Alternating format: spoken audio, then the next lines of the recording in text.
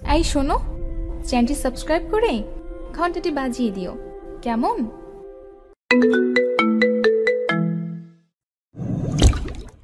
Please আমার শাড়ি খুলবেন না, সর্বনাশ করবেন না প্লিজ। কে সরে কারো অনুরোধ। মিমকে একা পেয়ে সব বন্ধুরা একসাথে ধর্ষণ করার জন্য রুমে বন্দি করেছে। মিম চিল্লাচ্ছে, কিন্তু লাভ নেই।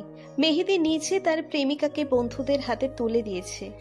ইন্টার দ্বিতীয় বর্ষে পড়ুয়া মিম আজ বিপদে। এত কিছু বোঝে না। সহজ সরল এক মেয়ে মেহেদি নামক একটা ছেলেকে পছন্দ করত, কিন্তু কখনো কি ভেবেছিল এইভাবে প্রেমিক তার বন্ধুদের হাতে তাকে তুলে দিবে? আজ মিমের বার্থডে, উপহার দিবে বলে বন্ধুর বাসায় এনেছে মেহেদি, আর শুভ এবং রাকিবকে দিয়ে ধর্ষণ করাচ্ছে। পাশের হোস্টেলের একটা রুমে আকাশ অনুরোধ করছে। অন্যদিকে, প্লিজ ছেড়ে দিন আমাকে, আমি আজ থেকে আপনাদের সব কথা শুনবো, কিন্তু আমার সাথে উল্টাপাল্টা কিছু করবেন না প্লিজ। আকাশ এইবার ইন্টার ফার্স্ট ইয়ারে ভর্তি হয়েছে। সোমাইয়া এবং আখি আকাশকে রুমে বন্দি করেছে নিজেদের যৌনতা মেটাবে বলে। আকাশ গ্রামের ছেলে, শহরের ভাব এখনো বোঝেনি, কিন্তু সোমাইয়া এবং আখি কয়েকদিন ধরেই একটা বলদ খুঁজতেছে, অর্থাৎ যাকে দিয়ে নিজের চাহিদা পূরণ করবে। সোমাইয়া কল দেয় মেঘা, রোশনি আর সাদিয়াকে, তাদেরকেও আসতে বলেছে। আজকে সবাই মিলে আকাশকে নিজেদের কাজে লাগাবে। অন্যদিকে মেহেদির গপ মিম অনেক রিকোয়েস্ট করেই যাচ্ছে, ছেড়ে দেওয়ার কোনো নাম নেই। মেহেদি রাকিব এবং শুভ মিমকে ফ্লোরে শুইয়ে দেয়। মেহেদি মিমের হাত নিজের কবজায় আনে আর শুভ মিমের মুখ চেপে ধরে। রাকিব মিমের শাড়ির ভাঁজ খুলতে খুলতে পুরো শাড়ি ছিনিয়ে নেয়। হিংস্র চাহনিতে তারা মিমের দিকে তাকিয়ে আছে, একটু পরেই শুরু করবে। এদিকে আকাশ, মেঘা, রোশনি, সাদিয়া, আখি আর সোমাইয়ার হাতে আটক পড়েছে। ওরা আকাশকে বেঁধে ফেলে রেখেছে খাটে। আকাশের হাত পা বাঁধা, এমনিও রোগা পাতলা, তাই শক্তি খাটাতে পারেনি। মেঘা আকাশের শার্ট খুলে ফেলে, বিভিন্ন অঙ্গভঙ্গি করে আকাশের প্যান্টটাও ছিনিয়ে নেয়।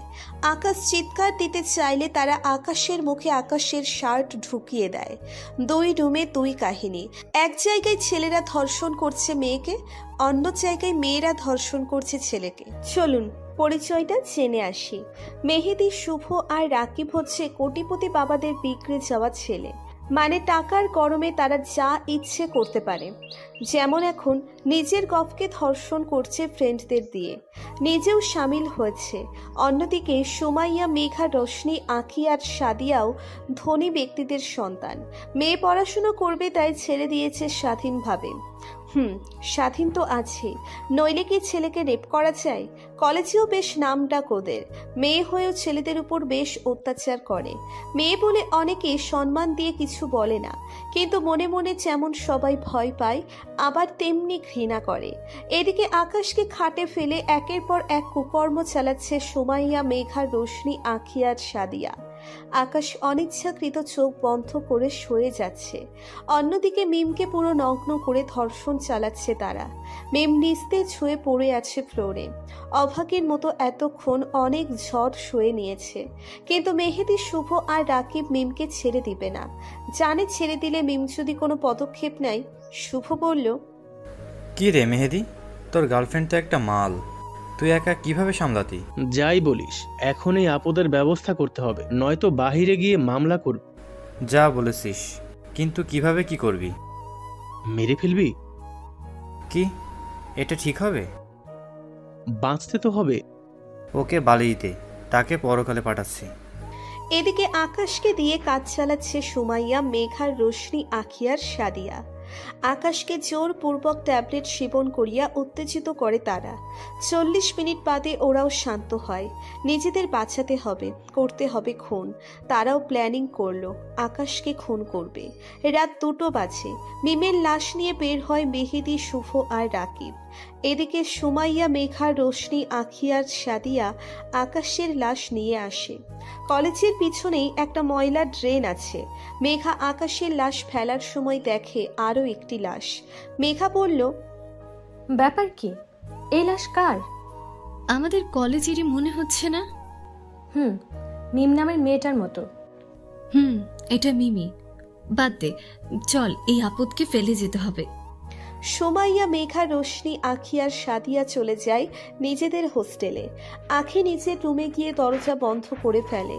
এখন গোসলের সময়, শরীর নাপাক আছে। বাথরুমের দরজা খুলতেই আখি দেখে আকাশ বাথরুমের ভিতরে দাঁড়িয়ে আছে উলঙ্গ। এদিকে মেহেদি গোসল করে বের হয়ে এসেছে, আর তখনই সে অনুভব করলো তার লজ্জাস্থানে লিঙ্গ নেই। মেহেদি চিৎকার দিয়ে ফ্লোরে শুয়ে যায়। নিজের দেহের এমন পরিবর্তন কেউ মেনে নেবার নয়। রুমমেট শুভ আর রাকিব দৌড়ে আসে তার কাছে। এসে দেখে মেহেদির গামছা নেই, আর সাথে সেটাও নেই। ওরাও ভয়ে চিৎকার দিতে লাগলো। ধীরে ধীরে মেহেদির দেহ পচা শুরু করে, হাত পা ফ্যাকাশে হয়ে যাচ্ছে। মেহেদি যেমন চিৎকার দিচ্ছে তার সাথে শুভ আর রাকিবও চিৎকার দিতে লাগলো। হোস্টেলের বাকিরাও যার যার রুম থেকে দৌড়ে আসে।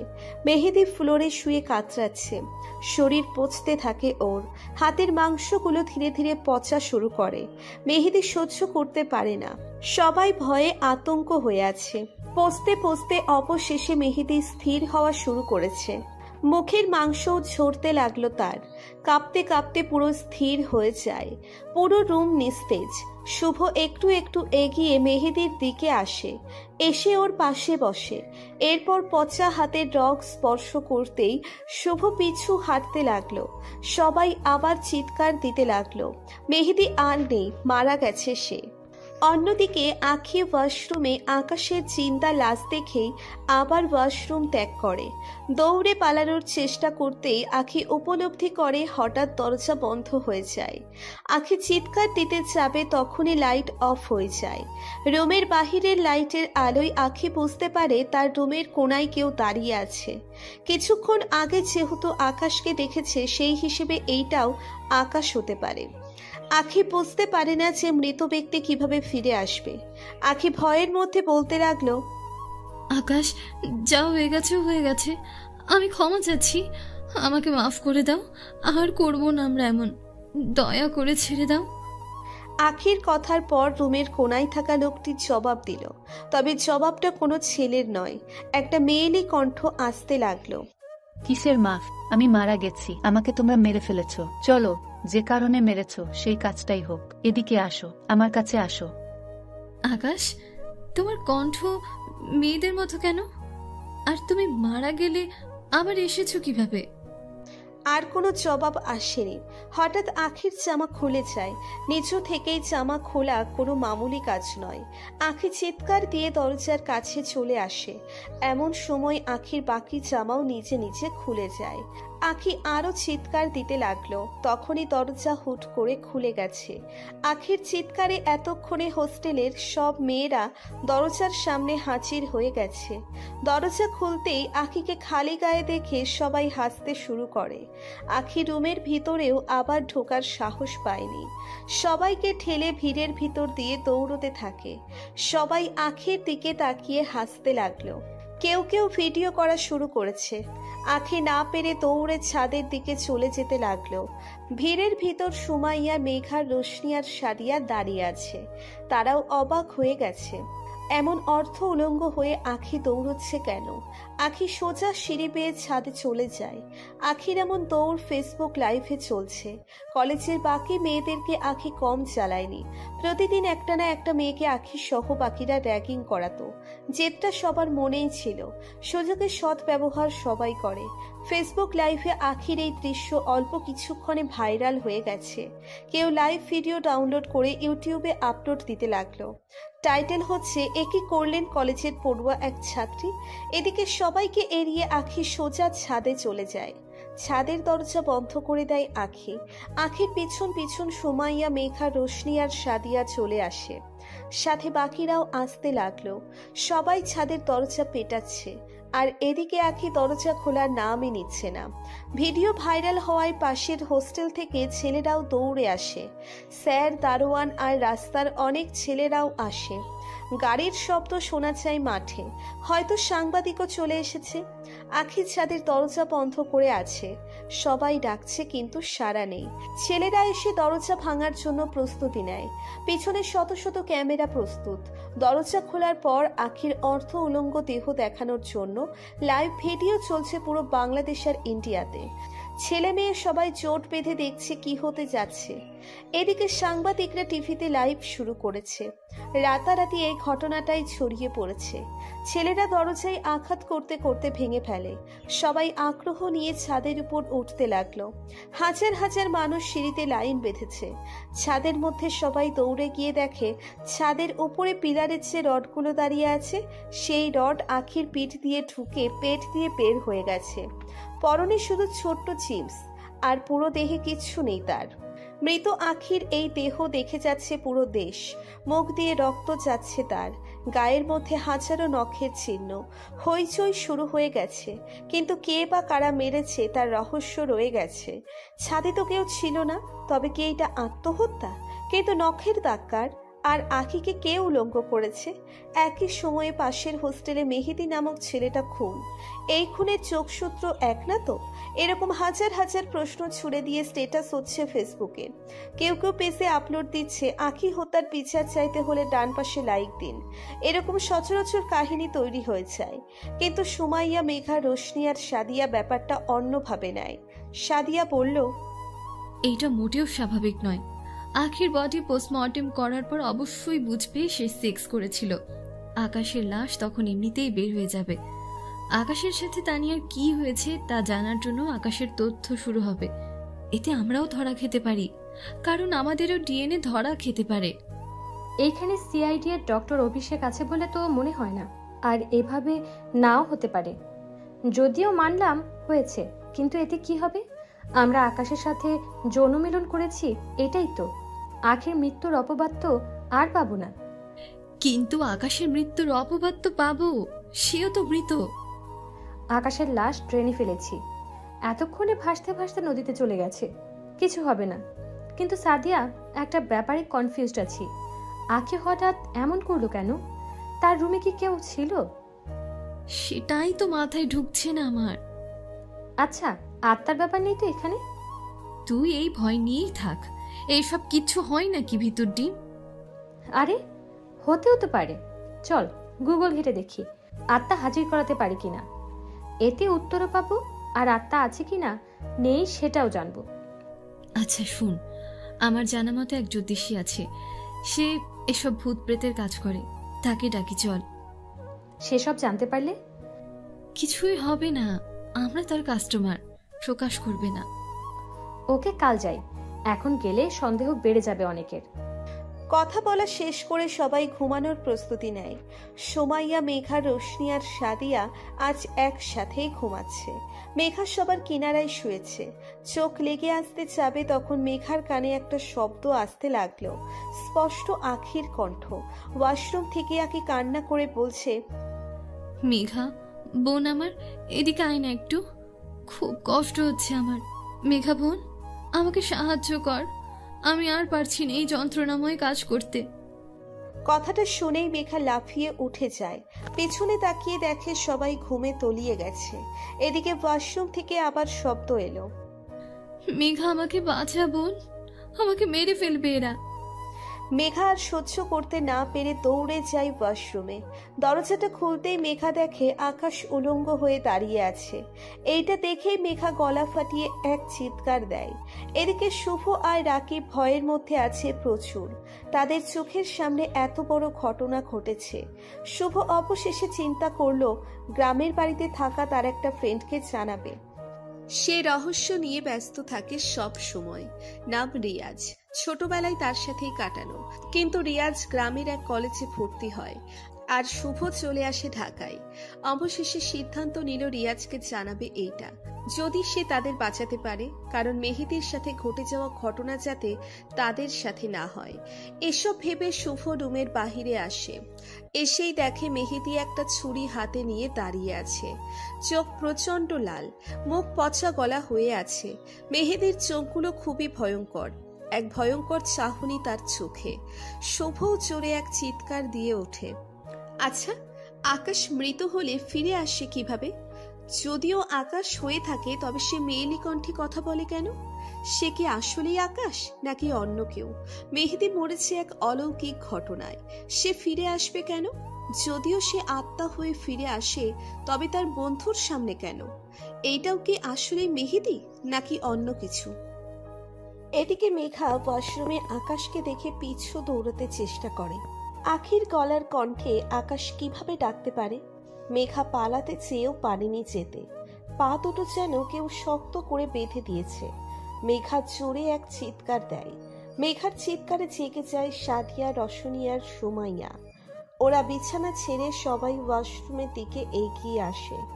ওয়াশরুমে আসতেই ওরা দেখে মেঘার বুকে কেউ শত শত ছুরির আঘাত করে রেখেছে। কেউ যেন মেঘার বুকে ছুরি মেরে ক্ষত বিক্ষত করে দিয়েছে। রক্তাক্ত হয়ে পড়ে আছে মেঘার বডি। মেঘার এমন অবস্থা দেখে রশনি, সাদিয়া আর সুমাইয়া চিৎকার দিয়ে উঠল। তাদের চিৎকারের শব্দ পুরো গার্লস হোস্টেল কাঁপিয়ে দেয়। সবাই বরাবরের মতো তাদের দরজার সামনে চলে আসে। ভেতর থেকে কোনো সারা শব্দহীন নেই। দরজায় বাহির থেকে আঘাত করলেই দরজা খুলে যায়। সবাই রুমের ভিতর ঢুকে দেখে সবাই ফ্লোরে পড়ে আছে। কারো হাত পা কাটা, কারো শরীর থেকে মাথা আলাদা, কারো বুকের উপর এলোপাথারি ছুরির আঘাত। এদিকে শুভ দরজার বাহিরে মেহেদিকে দেখে আবার দৌড়ে রুমে ঢুকে যায়। এরপর রিয়াজকে ধাক্কা দিয়ে বিছানা থেকে টেনে নামায়।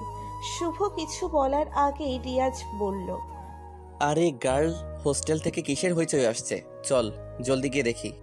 শুভ আর কিছু না বলে রিয়াজের কথাই সায় দেয়। রিয়াজ দরজা খুলে বের হয়। শুভ খেয়াল করে দরজায় মেহেদির আত্মা নেই। ওরাও সবার মতো দৌড়ে যায় গার্লস হোস্টেলে। রিয়াজ আর শুভ হোস্টেলে যেতে যেতে ওখানে লোকের ভিড় জমে গেছে। শুভ আর রিয়াজ লাশগুলো এক পলক দেখে আবার ফিরে আসে। এত ভয়ঙ্কর আর হিংস্র কে হতে পারে? প্রশ্ন সবার মুখে মুখে। পুলিশ হাজারো তদন্ত চালিয়ে ফলাফল শূন্য পাচ্ছে। কেস বন্ধ হয়ে যায় প্রমাণের অভাবে। এইটা নতুন কিছু নয়, এরকম হাজার কেস বন্ধ হয়ে এসেছে। কেউ টাকার জোরে বেঁচে যায়, কেউ পাওয়ার খাটিয়ে স্বাধীন হয়ে যায়। সঠিক বিচার পায় না অনেক অসহায় মানুষ। ধর্ষণের বিচার হয় না কোটিপতি বাবার ছেলেদের, খুনের বিচার হয় না পাওয়ার হাতে থাকা লোকদের। আদালত যেন মনে মনে বলে, বিচার চাহিয়া লজ্জা দিবেন না।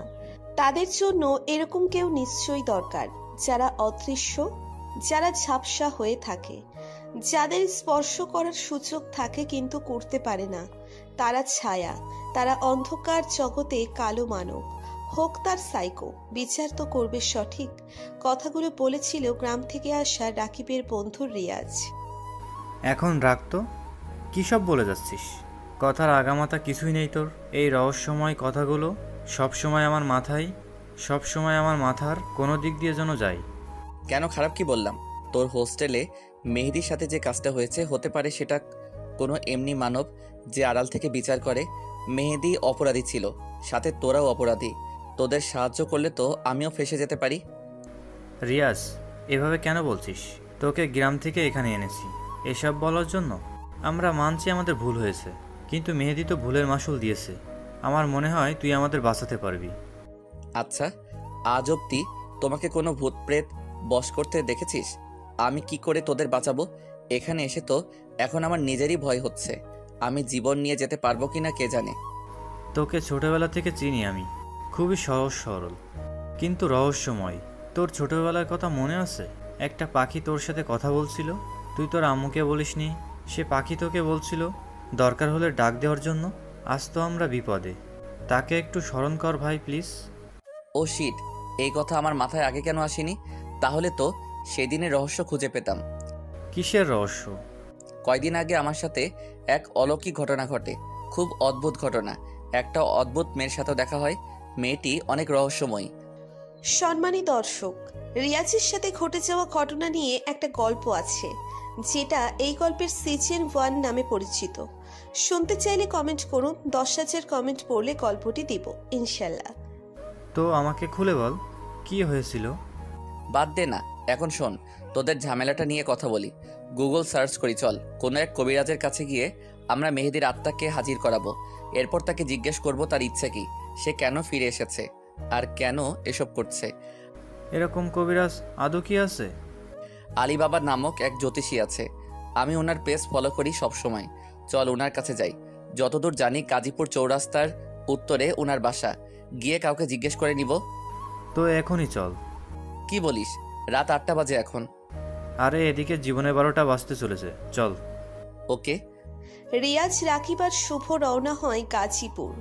যানজট অতিক্রম করে প্রায় 3 ঘন্টা পর তারা গাজীপুর পৌঁছয়। রাত 11:47 অনেক কষ্টে তারা আলীবাবার ঠিকানা বের করে।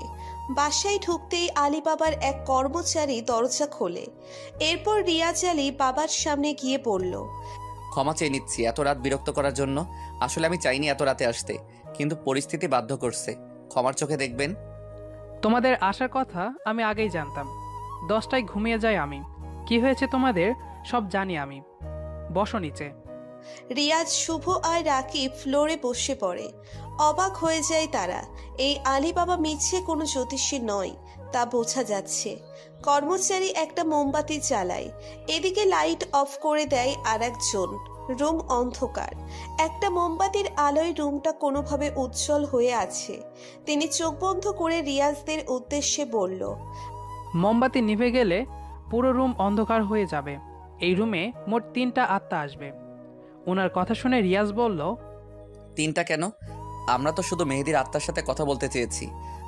আত্মারা আসলে বুঝে যাবে তোমরা। এখন সবাই সবার হাত ধরো শক্ত করে। আর হ্যাঁ, আত্মার সাথে যে কোনো একজন কথা বলবে। আমি নিজেই বলবো, সমস্যা নেই। ঠিক আছে। আলীবাবা বিড়বিড় করে কিছু পড়তে শুরু করে। রিয়াজ, শুভ আর রাকিব আলী বাবার দিকে তাকিয়ে আছে। রুম ধীরে ধীরে ঠান্ডা হতে শুরু করেছে। পরিস্থিতি বদলানো শুরু হয়েছে। এইবার সবার ফোকাস হচ্ছে মোমবাতি। মোমবাতি যে কোনো সময় নিভে যেতে পারে। আর রিয়াজের প্রশ্নের ঝুড়ি ছুটতে হবে তখন। দেখতে দেখতে টুপ করে মোমবাতি নিভে যায়। রিয়াজ কিছুই দেখতে পায় না। তখনই রুমের কোনো কোণা থেকে মেহেদির গলার আওয়াজ ভেসে আসলো। আমাকে ডাকা হয়েছে কেন? রিয়াজ মেহেদির গলা শুনেই উত্তর দিল, আপনার সাহায্য দরকার আমাদের। যদি আপত্তি না থাকে তাহলে বলবো। বলতে পারো। আপনি তো মারা গেছেন, তবে ফিরে এলেন কিভাবে? তোমরা ডেকেছো তাই। কিন্তু শুভ আর রাকিবকে বিরক্ত কেন করেছেন? ওটা আমি নই। আমি কাউকে বিরক্ত করছি না। মৃত্যুর পর কেউ ফিরে আসতে পারে না। আত্মাদের ডাকতে হয়, তারপর তারা হাজির হয়। তবে ওরা কাকে দেখেছে? তা একটা রহস্য, তোমাকে খুঁজতে হবে সেটা।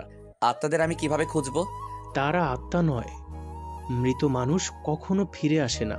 যারা আমাদের রূপ নিয়ে এসব করছে তাদের খুঁজতে হবে তোমাকে। একটা কথা বলি তোমাকে, এই সব কিছু কারো ইশারায় হচ্ছে। আমাদের মাথায় ধর্ষণের চিন্তাটা আমাদের ইচ্ছেতে নয়, তা কারো ইশারায় হয়েছে। এখন যা কিছু হচ্ছে সব তার ইচ্ছেতে হচ্ছে। আর আসল কথা এইটাই, তোমার জন্ম সাধারণভাবে হয়নি। আর তুমি সাধারণ কেউ না। তুমি এমন একজন লোক যে ছদ্মবেশী এক ছায়া। আমি আপনার কথা ঠিক বুঝলাম না। রিয়াজের কথায় আর মেহেদি উত্তর দেয়নি। এইবার একটি মেয়েলি কণ্ঠ ভেসে আসে, আমাকে কেন ডাকা হয়েছে? আপনি কে আবার? আমি আঁখি। কয়দিন আগে মৃত্যু হয়েছিল আমার। আপনি এসেছেন কেন? আপনাকে দিয়ে কি করব? কারণ তোমার সাথে জড়িত আমরা। তোমার সূত্র থেকে আমাদের জন্ম। কিসের সূত্র? তোমার মুখে কোন কথাটা বেশি বিরাজ করে? রিয়াজ কিছু বলতে চেয়েও বলতে পারেনি। অটোমেটিক তার মুখ থেকে সেই প্রবাদটা বের হয়ে যায়। কিছু মুহূর্তে এমন কিছু ঘটনা সামনে ভেসে ওঠে, তা বুঝে নিতেই লাগে রহস্য। রহস্য দিয়ে শুরু, কিছু ঘটনা ঘটতে থাকে রহস্য দিয়েই। আবার রহস্য দিয়ে চলতে থেকে হঠাৎ রহস্য নিয়ে শেষ হয়। রহস্য নিয়ে শেষ হওয়া ঘটনা কোনো একদিন আবার রহস্য রূপে শুরু হয়। আবার চলতে থাকে রহস্য। নিয়তি এমনই, শেষ থেকে শুরু আর শুরু থেকে শেষ করে। তার অস্তিত্ব নামক একটা শব্দ হচ্ছে রহস্য। এইটাই, এই সূত্র থেকে আমাদের জন্ম। আর সূত্রের জন্মদাতা তুমি নিজেই। এই সব কিছু আমাদের নয়, বরং কারো ইশারায় হচ্ছে। কিন্তু সে কে? কে এমন ইশারা করছে? নাম কি তার? আগের মতো এইবারও মেয়েলি কণ্ঠের জন্য আত্মা জবাব দিচ্ছে, আমাকে ডাকা হয়েছে কেন? আপনি কে আবার? আমি মিম। মেহেদি, শুভ আর রাকিব আমাকে ধর্ষণ করেছিল। ও আচ্ছা, তার মানে সব আপনার ইশারায় হচ্ছে? না, আমার ধর্ষণটাও কারো ইশারায় হয়েছে। প্রতিশোধ আমি নিতে পারবো না, কারণ আত্মারা প্রতিশোধ নিতে আসে না। তুমি এগিয়ে যাও। তোমার বাড়িতে সব রহস্য লুকিয়ে আছে। তুমি চেষ্টা করো, আমাদের সাথে ঘটনা কিছু নয়, এটা ছোট একটি নমুনা। সবকিছু তোমাকে ইঙ্গিত করে হচ্ছে। তুমি মানুষ নও, মানুষ রূপী এক ছায়া। কিন্তু কার ইশারায় হচ্ছে বলবেন তো? আর কোনো জবাব আসেনি। হঠাৎ আলীবাবা এক চিৎকার দেয়, সাথে সাথে কর্মচারী লাইট অন করে। লাইটের আলোয় রিয়াজ, রাকিব আর শুভ যা দেখেছে তা কল্পনাতেও ছিল না তাদের। আলীবাবার দেহে কেউ নখের আঁচড় দিয়ে ক্ষত বিক্ষত করে দিয়েছে। ওনার নাক থেকে রক্ত ঝরছিল। অনেক কষ্টে উনি বলল, রিয়াজ, তুমি জাগাও তোমার ভেতরের সত্তাটাকে। সে ঘুমিয়ে আছে। যতদিন সে ঘুমিয়ে থাকবে ততদিন বিপদ বাড়তে থাকবে। বাঁচতে হবে সবাইকে। তুমি জাগিয়ে তোলো তাকে। বলেই আলীবাবা ফ্লোরে পড়ে মারাই যায়। ওরা তিনজন অবাক হয়ে তাকিয়ে আছে ওনার দিকে। কর্মচারী রিয়াজের উদ্দেশ্যে বলল, আলী বাবা আজ সন্ধ্যা 7টায় মৃত্যুবরণ করেছে। কবর দেওয়ার সময় তিনি জেগে ওঠেন হঠাৎ করে, আর বলেছে আপনারা আসবেন, আর আপনাদের কাজ করে সে আবার মৃত্যুবরণ করবে। কি কেউ জানে না এটা? না, উনি নিজেই বলেছিল উনি মোট 2বার মৃত্যুবরণ করবে, আর প্রথম মৃত্যুর সংবাদ যেন আমরা কর্মচারীরা ছাড়া কেউ না জানে, তাই গোপন রেখেছিলাম আমরা। কে এই রিয়াজ? সে কি জানবে তার পরিচয়? আর কার ইশারাই হচ্ছে সব? ছায়া মানব কিভাবে হয়েছে সে? আত্মারা তিনজন 3 সূত্র বলে গেছে। রিয়াজের সূত্র থেকে কিভাবে তাদের জন্ম? রাকিব আর শুভর ঝামেলা মেটাতে এসে রিয়াজকে কোন ঝামেলায় পড়তে হলো? তবে কি এইটা পুরো রিয়াজকে উদ্দেশ্য করেই করা হয়েছে? কার ইশারাই হচ্ছে এসব? হাজার রহস্য মাথায় নিয়ে চলে আসে রিয়াজ, রাকিব আর শুভ। বাসায় বসে রিয়াজ ভাবতে লাগলো পেছনের ঘটনাগুলো। গ্রামে হয়েছিল এক অদ্ভুত ঘটনা। এর উপর রশনী নামক মেয়েটির সাথে দেখা। আবার সব ঠিক হলো। এসেছে ঢাকায়, এখানেও একই রহস্য। সব রহস্য যেন রিয়াজকে ঘিরেই হচ্ছে। এখানে থাকলে শুভ আর রাকিবের বিপদ হতে পারে। আলীবাবার ওখানে একটা কথা তো স্পষ্ট, সব খুন সেই আত্মারা করছে না। তবে করছে কে? দ্বিতীয় কোনো দল আছে এখানে? এমনও তো হতে পারে তৃতীয় চতুর্থ দলও আছে। যতই থাকুক তাদের বের করতে হবে। রিয়াজ এইবার জেদ ধরেই বসেছে। কে বা কার ইশারায় সব ঘটে আসছে সব জানবে রিয়াজ। তাকে জানতেই হবে যে কোনো মূল্যে। রাত 3:32। ঘড়ির দিকে তাকিয়ে রিয়াজ ভ্রু কুঁচকে তাকায়। রাতটা যেন এই শেষ হতে লাগলো। লাইট অফ করে ঘুমানোর প্রস্তুতি নেয় রিয়াজ। বিছানা ছেড়ে উঠে যখনই লাইট অফ করবে তখনই রিয়াজ আন্দাজ করে দরজার বাহিরে কেউ আছে। সুইচের উপর আঙ্গুল রেখে আছে। সুইচ অফ না করে মূর্তির মতো দাঁড়িয়ে আছে। ভ্রু কুঁচকে দরজার দিকে তাকিয়ে আছে। দরজা ভেতর থেকে লক করা, কিন্তু দরজার নিচ দিয়ে কারো পা দেখা যাচ্ছে। রিয়াজ বুদ্ধি করে সুইচ অফ করে দেয়। পুরো রুমে অন্ধকার। চাঁদের আলো ছুঁই ছুঁই করছে। চাঁদের আলো জানালা ভেদ করে রুমে আসছে, কিন্তু বাহির থেকে পায়ের ছায়া এইবার স্পষ্ট রুমে আসছে। রিয়াজ ছায়ার দিকে তাকিয়ে ধীরে ধীরে দরজার দিকে এগোতে থাকে। ছায়াটা নড়াচড়া করছে না, একই জায়গায় স্তব্ধ হয়ে আছে। রিয়াজ দরজায় কড়াই হাত দিয়ে ছায়ার দিকে তাকিয়ে আছে।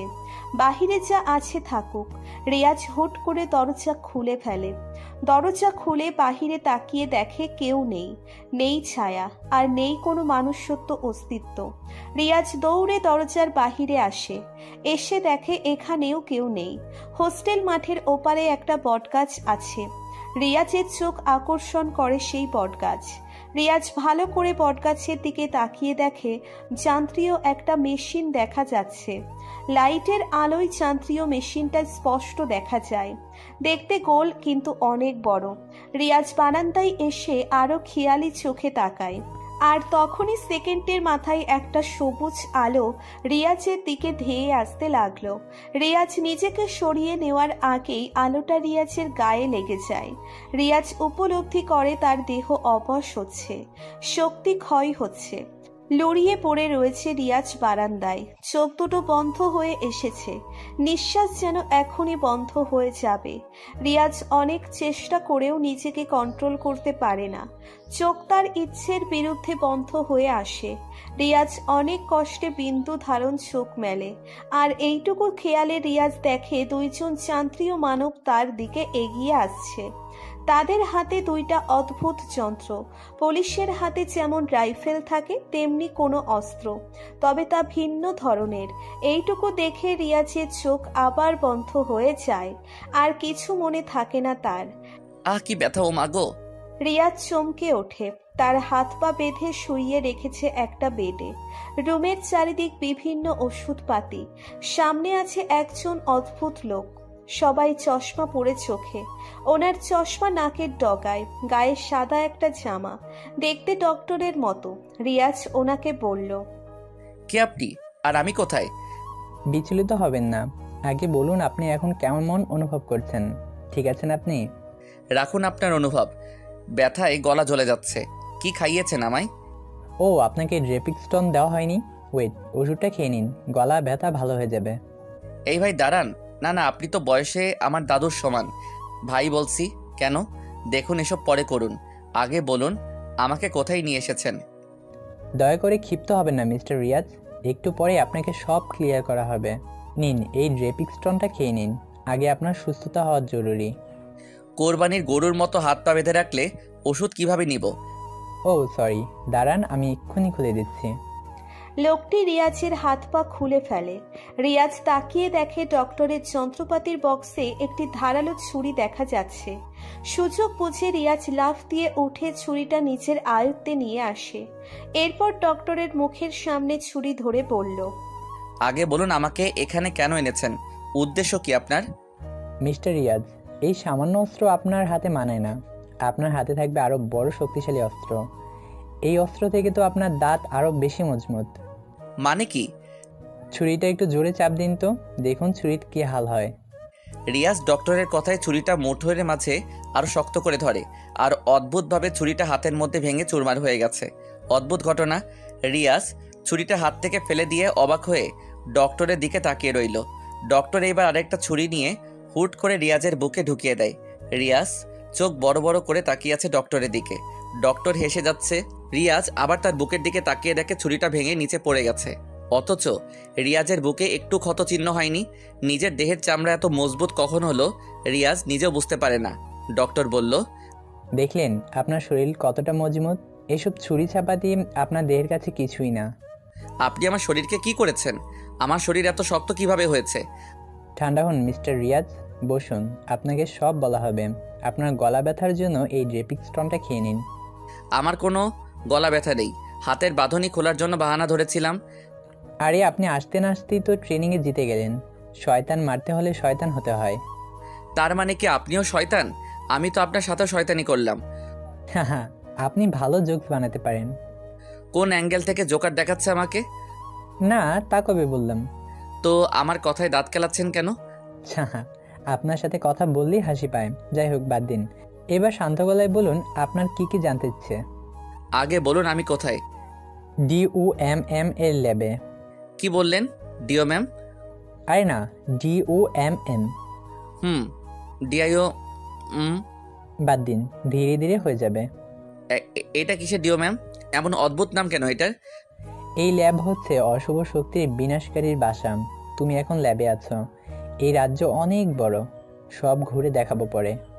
মাথায় ঢুকছে না একটা বিষয়, আমাকে কেন এখানে এনেছেন? আর আমার দেহ এত মজবুত হলো কিভাবে? শুধু তুমিই নও, তোমার মতন অনেক এজেন্ট আছে এই DAMM গ্রুপে। ডিও ম্যাম গ্রুপের এজেন্ট হলাম কবে? আপনি নামটিও ঠিক মতন বলতে পারছেন না। আপনাকে আসল রহস্য বলি, এই DOMM মানুষের উপকারী কাজ করে, অন্যায়ের বিচার করে, আইন আদালত কিছুই মানে না DMM। আমাদের এই গ্রুপ অনেক শক্তিশালী। তার মানে মেহেদি, মেঘা, রোশনি, সোমাইয়া আরও কে কে যেন, তাদের আপনারা মেরেছেন? রাকিব আর শুভ কাল রাতে মৃত্যুবরণ করেছে। ওরা পাপ করেছে, আমরা শাস্তি দিয়েছি। ও আচ্ছা, তাহলে আপনাদেরই ইশারায় হচ্ছিল সব?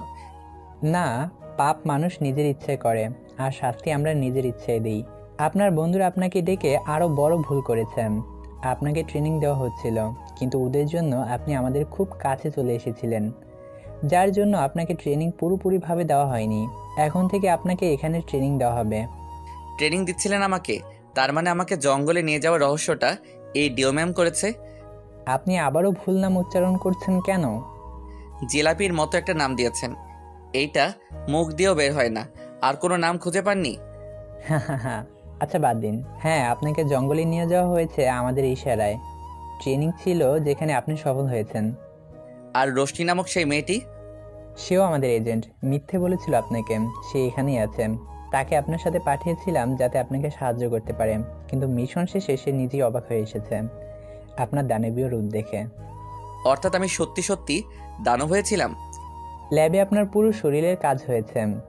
আগে আপনি দানব হলে সে অবস্থায় কি ঘটে মনে রাখতে পারতেন না, এখন আপনি সব মনে রাখতে পারবেন। আপনার দেহ ঘৃণ ধাতু দ্বারা কাজ করানো হয়েছে যাতে সহজে দেহ ক্ষত না হয়। আপনার নাম কি? ডক্টর অ্যাস্টোম্যান। এক এক নামের চেয়ে এক এক নামের কি বাহার। আমি রাজ্য ঘুরে দেখতে চাই। রিয়াজকে ডক্টর এস্টুম্যান ল্যাবের বাহিরে নিয়ে আসেন। রিয়াজ রুম থেকে বের হয়ে দেখে একটা দ্বীপের পাড়ে এই রাজ্য।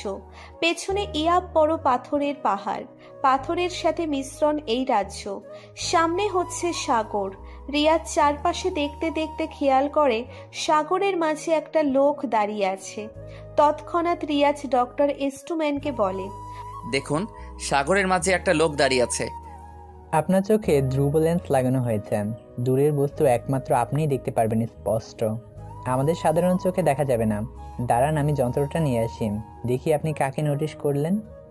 ডক্টর ল্যাবে গিয়ে বের হয় 2 মিনিট পর। এরপর হাতে করে একটি যন্ত্র নিয়ে আসে, একটা ক্যামেরা, লাঠির মতো তার আকার।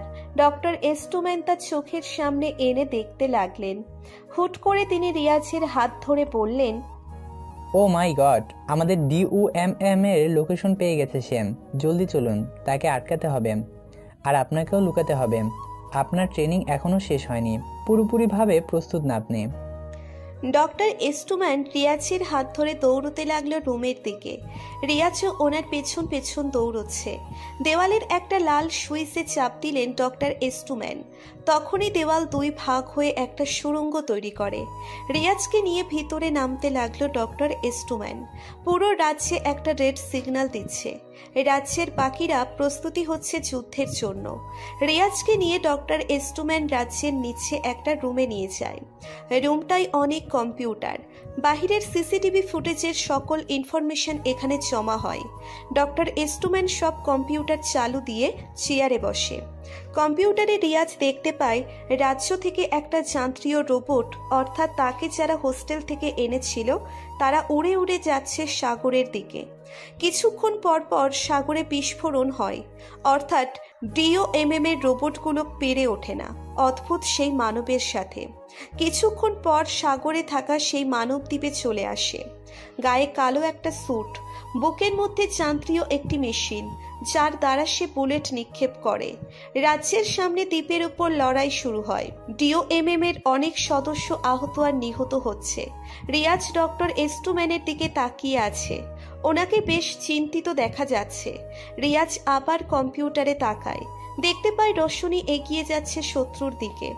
রশনির গায়ে অদ্ভুত পোশাক, লাল রঙের টাইট একটা জামা। দেখতে তাকেও যান্ত্রিক মানব মনে হয়। শত্রুর কাছাকাছি গিয়ে রশনি একটা তলোয়ার বের করে, সোজা গিয়ে শত্রুর বুকে তলোয়ারের চিহ্ন বসিয়ে দেয়। যান্ত্রিক মানবটা তলোয়ার থাকা অবস্থায় বুক থেকে আগুনের একটা গোলা ছুড়ে দেয় রশনির দিকে। ফায়ার বুলেটের আঘাতে রশনি ছিটকে পড়ে দ্বীপের পাশে। ডক্টর এস্টুম্যান কপালে হাত দিয়ে উহ করে শব্দ করে। এরপর রিয়াজকে কিছু বলার জন্য তাকিয়ে দেখে রিয়াজ রুমে নেই। ডক্টর এস্টুম্যান ভয় পেয়ে যায়। রিয়াজ গেল কোথায়? উনিও রুম ছেড়ে ছুটে আসে উপরে। রাজ্যের সামনে আসতেই যান্ত্রিক মানবটা দেখে ফেলে ডক্টর এস্টুম্যানকে। ডক্টর এস্টুম্যান শত্রুর নাগালে চলে এসেছে। যান্ত্রিক মানবটার বুক লাল হয়ে আসছে। সম্ভবত ফায়ার বুলেট ছুড়বে এখন ডক্টর এস্টুম্যানের দিকে। ডক্টর এস্টুম্যান ভয় পেয়ে দাঁড়িয়ে যায়। শত্রু হুট করে ফায়ার বুলেট ছুঁড়ে মারে ডক্টর এস্টুম্যানের দিকে। ফায়ার বুলেট ঝড়ের গতিতে ছুটে আসছে এস্টুম্যানের বরাবর। এস্টুম্যান চোখ বন্ধ করে ফেলে, মৃত্যুর জন্য প্রস্তুতি নিয়ে নেয়। বুলেট এস্টুম্যানের কাছে আসতেই গায়েব হয়ে গেল। এস্টুম্যান চোখ মেলে দেখে ফায়ার বুলেট নেই। শত্রু অবাক হয়ে তাকিয়ে আছে। এস্টুম্যান নিচে তাকিয়ে দেখে রিয়াজ পড়ে আছে, অর্থাৎ ফায়ার বুলেট রিয়াজ তার বুকে নিয়ে নিয়েছে। ডক্টর এস্টুম্যান আর শত্রু রিয়াজের দিকে তাকিয়ে আছে। বুলেটের তাপে রিয়াজের শার্ট ছিঁড়ে যায়। শোয়া থেকে রিয়াজ আবার এক লাফ মেরে দাঁড়ায়। ডক্টর এস্টুম্যান আর রশনি রিয়াজের দিকে অদ্ভুতভাবে তাকিয়ে আছে। রিয়াজের হাতের পেশি কোষ ভাঁজ হয়ে গেছে, দেহের পরিবর্তন এসেছে অনেক, দেখতে কোনো শক্তিশালী ফাইটারের মতো দেখাচ্ছে। চোখ দুটো লাল হয়ে গেছে রিয়াজের। মুখ খুলে রিয়াজ বলল, আমি বেঁচে থাকতে DOMM এর এক ফোঁটা ক্ষতি হতে দিব না। ডক্টর এস্টুম্যান চোখের পানি ছেড়ে দিয়ে বলল, সাব্বাস, নামটা এবার ঠিক উচ্চারণ করেছেন। আগে বলুন আমাকে কেমন দেখাচ্ছে। একেবারে হিরো, চলুন লেগে পড়ুন যুদ্ধে। রিয়াজ এক ভয়ঙ্কর গর্জন ছেড়ে শত্রুর দিকে এগিয়ে যেতে লাগলো। কাছাকাছি যেতেই শত্রুটা ঘন ঘন ফায়ার বুলেট ছুটতে লাগলো রিয়াজের দিকে। রিয়াজ ফায়ার বুলেটের আঘাতে উড়ে এসে দ্বীপে পড়ে।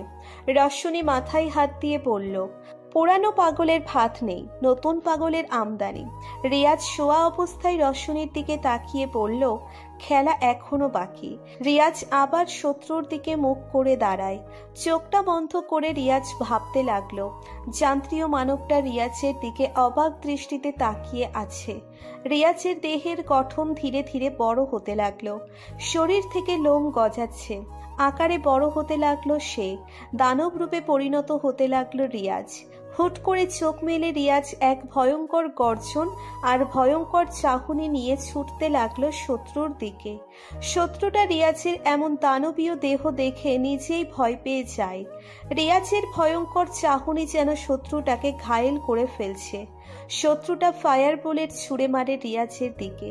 রিয়াজ দানবীয় হাত দিয়ে বুলেটে উল্টো ঘুষি মারতে লাগলো। বুলেট ছিন্ন ভিন্ন হয়ে আশেপাশে ছিটকে পড়ছে।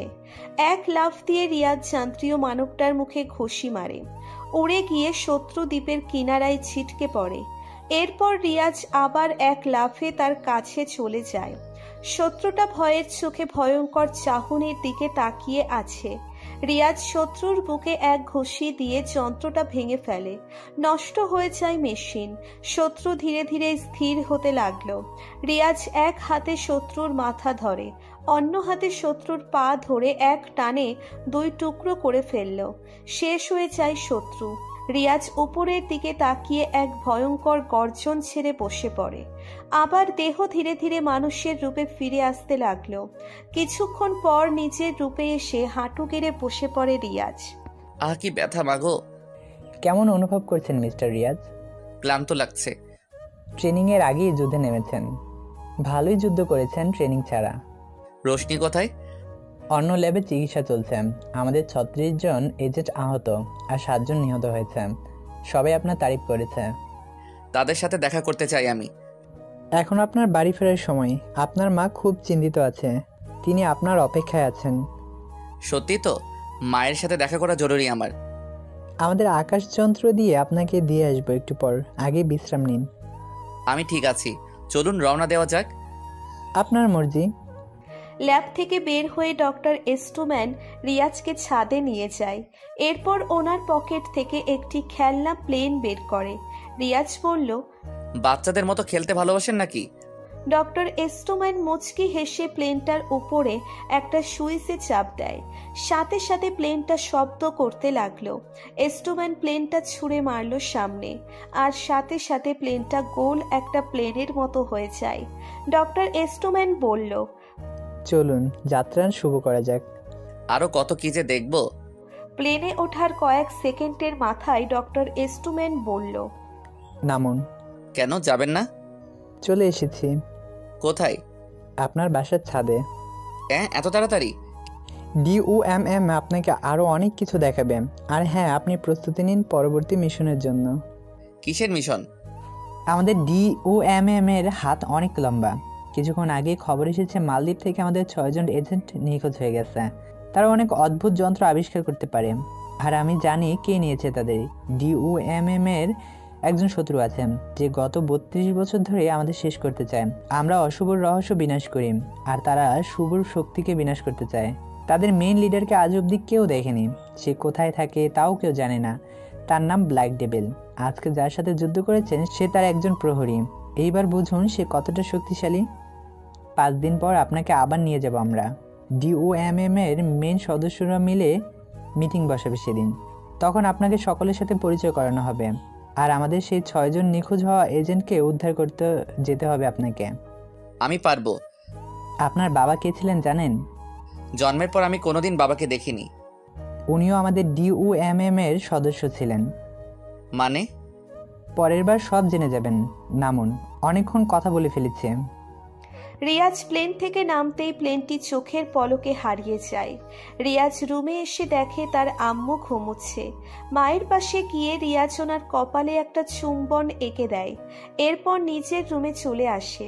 5 দিন পর ছাদে রিয়াজ সিগারেট জ্বালিয়ে দাঁড়িয়ে আছে। হঠাৎ চারপাশে বাতাস বইতে লাগলো। রিয়াজ বুঝতে পেরেছে ডক্টর এস্টুম্যান চলে এসেছে। কিছুক্ষণ বাদেই ছাদের কিনারা থেকে এস্টুম্যানের আওয়াজ। রিয়াজ সিগারেট ফেলে এস্টুম্যানের দিকে এগিয়ে যায়। এরপর সোজা প্লেনে উঠে পড়ে। বের করতে হবে ব্ল্যাক ডেভিলকে, উদ্ধার করতে হবে 6 জন এজেন্টকে। নিজের এই শক্তি আর তার বাবার ব্যাপারেও জানতে হবে।